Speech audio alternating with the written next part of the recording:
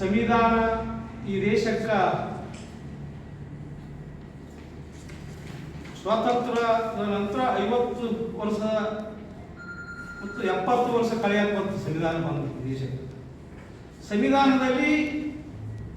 ಒಟ್ಟಾರೆ ಈ ದೇಶದ ದಲಿತರು, ಹಿಂದುಳಿದ ವರ್ಗದವರು ಮತ್ತು ಎಲ್ಲ ಸಮಾಜದವರ ಪಾಲುಗಳು ಅವರವರ ಹಕ್ಕುಗಳು ಏನಂತ ಬಹಳ ಅಚ್ಚುಕಟ್ಟಾಗಿ ಬಾಬಾ ಸಾಹೇಬ್ ಅಂಬೇಡ್ಕರ್ ಅವರು ಬಹಳ ಕ್ಲಿಯರ್ ಆಗಿ ಹೇಳಿದ್ದಾರೆ. ಆದರೆ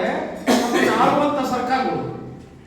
ಇಲ್ಲಿವರೆಗೆ 70 ವರ್ಷದ ದಶಕದಿಂದ ಆಳುವಂಥ ಸರ್ಕಾರಗಳು ಈ ಕೆಳವರ್ಗದ ಸಮುದಾಯವನ್ನ ಏನಾದರೂ ನಾವು ಉದ್ಧಾರ ಮಾಡಿದ್ರೆ, ಮೀಸಲಾತಿಯವರಿಗೆ ಸರಿಯಾಗಿ ರೀತಿಯಲ್ಲಿ ಕೊಟ್ಟು ಅವ್ರನ್ನ ಬದಲಾವಣೆ ಮಾಡಿದ್ರೆ, ನಮ್ಮ ಬಿಟ್ಟಿ ಚಾಕ್ರಿ, ಗುಲಾಮಗಿರಿ, ಕಟ್ಟಕಡೆ ಸೇವೆ ಮಾಡೋರು ಯಾರಿಲ್ಲ ಅನ್ನೋ ಒಂದು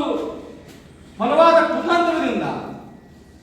ಪಟ್ಟಭದ್ರ ಇತಿಹಾಸಕ್ಕೆ ಬಲವಾದ ಕುತಂತ್ರದಿಂದ ನಮ್ಮ ಅಸ್ಪೃಶ್ಯತ ಸಮುದಾಯನ ಕಂಟಿನ್ಯೂ ತಮ್ಮ ಗುಲಾಮಗಿರಿನ ಮತ್ತು ಬಿಟ್ಟಿ ಚಾಕ್ರಿಯನ್ನ,